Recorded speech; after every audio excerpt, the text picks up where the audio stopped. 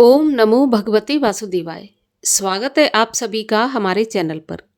आज के इस वीडियो में हम बात करने वाले हैं साल 2025 का दूसरा खरमास कब प्रारंभ होगा, कब समाप्त होगा और इस खरमास के दौरान हमें क्या करना चाहिए, क्या नहीं करना चाहिए। आज के इस वीडियो में हम चर्चा करेंगे। तो वीडियो बहुत महत्वपूर्ण है, पूरा अवश्य देखिए और अगर वीडियो आपको पसंद आता है, आपके लिए उपयोगी है तो लाइक अवश्य करिएगा। आपके लाइक से पता चलता है आपको हमारा वीडियो पसंद आया।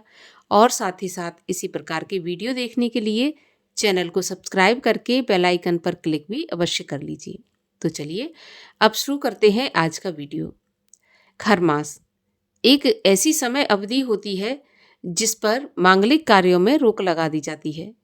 कहीं कहीं पर इसे अपवित्र महीना भी माना जाता है, लेकिन ये अपवित्र नहीं कह सकते हम, क्योंकि इसमें हम धार्मिक कार्य कर सकते हैं, जिसमें स्नान, दान, संत सेवा, जो भी धार्मिक कार्य है वो इसमें किए जा सकते हैं। परंतु जो हमारे निजी मांगलिक कार्य होते हैं, जिनमें विवाह, मुंडन, गृह प्रवेश या फिर नई जमीन खरीदना, सोना चांदी खरीदना, वाहन खरीदना, ये सब अशुभ माने जाते हैं।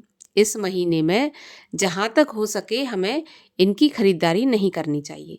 अब मान के चलिए कि आपके यहाँ पर शादी विवाह है और आपको खरीदारी करना है, तो खरमास प्रारंभ होने से पहले आप कोई भी शगुन की चीज़ एक खरीद लें और उसके बाद फिर आप खरमास में खरीदारी कर सकते हैं। मतलब आप शुरुआत कर लें खरमास लगने के पहले, तब आप खरमास के दौरान भी खरीदारी कर सकते हैं। लेकिन अगर आप शुरुआत करना चाहते हैं तो खरमास से नहीं कर सकते। ऐसे ही गृह प्रवेश भी नहीं कर सकते। अब मान के चलिए आपका जो घर है वो किराए का है और आपको किराए का घर एक खाली करके दूसरे में जाना है किराए से, तो आप किराए के घर में जा सकते हैं। लेकिन अगर आपका स्वयं का घर है और आप गृह प्रवेश करना चाहते हैं तो जहाँ तक हो सके इस खरमास के दौरान नहीं करना चाहिए, क्योंकि ये शुभ मास नहीं माना जाता। देखिए क्या होता है कि जब हम कोई शुभ काम करते हैं तो उसमें हमें सूर्य देव की, बृहस्पति देव की स्थिति देखी जाती है। अब इस खरमास के दौरान सूर्य बृहस्पति की राशि में प्रवेश करते हैं।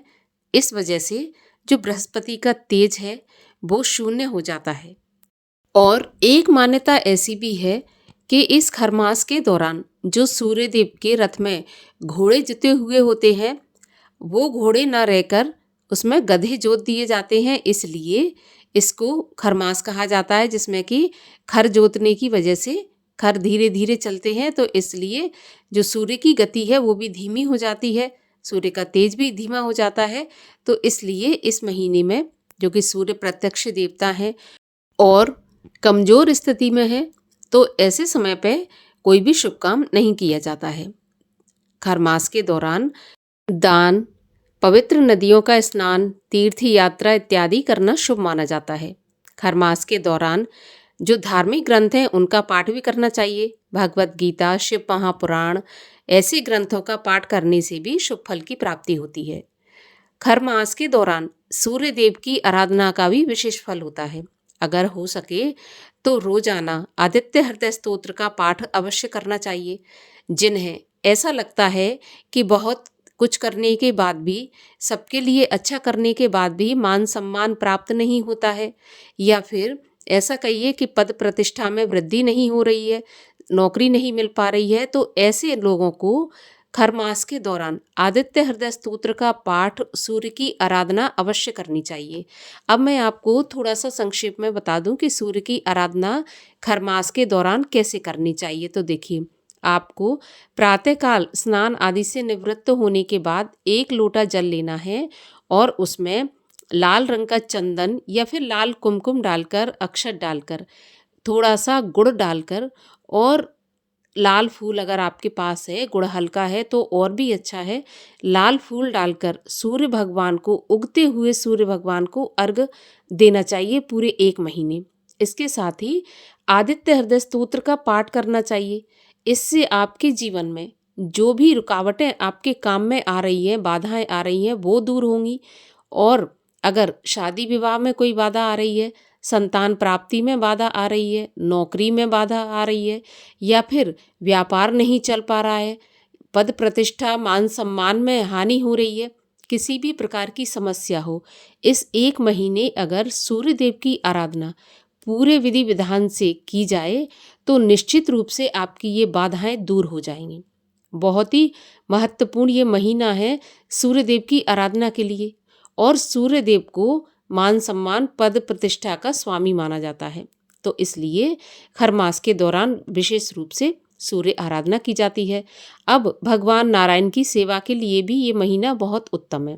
भगवान श्री कृष्ण, विष्णु भगवान की पूजा, लक्ष्मी जी की पूजा के लिए भी ये महीना श्रेष्ठ बताया है।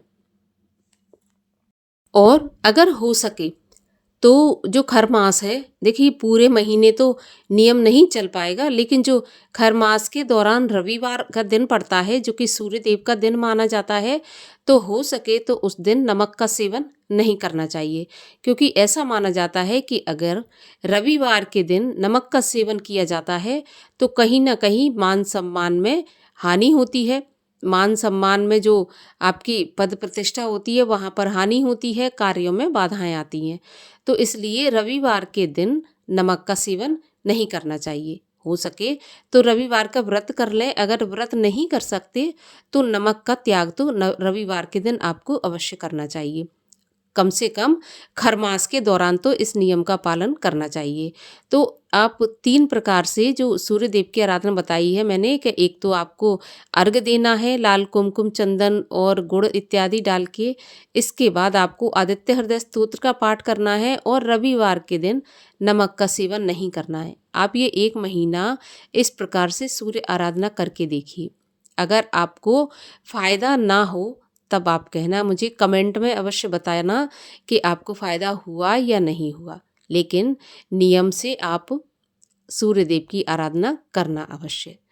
और खरमास के दौरान क्या नहीं कर सकते, तो देखिए, अगर ऐसा लगता है आपको आपने बेटी को विदा करा के लाना है तो आप खरमास के पहले पहले बेटी को विदा करा दें। अगर आप बहू की विदा करा के लाना चाहते हैं तो खरमास के दौरान नहीं करा सकते, विवाह नहीं करा सकते, मुंडन नहीं करा सकते, गृह प्रवेश भी नहीं करा सकते। और अगर कोई भी महंगी चीज़ खरीदारी करना चाहते हैं तो वो भी खरमास के दौरान नहीं करा सकते। पूरे आपको खरमास के दौरान केवल पूजा पाठ, दान, स्नान, तीर्थ यात्रा करके खरमास बिताना है, और अपने जो निजी मांगलिक कार्य हैं उनको नहीं करना है। और खरमास 16 दिसंबर मंगलवार से प्रारंभ होगा, 14 जनवरी 2026 बुधवार के दिन ये समाप्त होगा। तो 1 महीना नित्य पूजा पाठ के लिए ही है, सो अवश्य करें। तो ये थी खरमास से संबंधित वीडियो। अगर आपको पसंद आए तो लाइक करके शेयर करिए, चैनल को सब्सक्राइब करके बेल आइकन पर क्लिक भी अवश्य कर लीजिए। मिलते हैं अगले वीडियो में, तब तक के लिए हरे कृष्ण।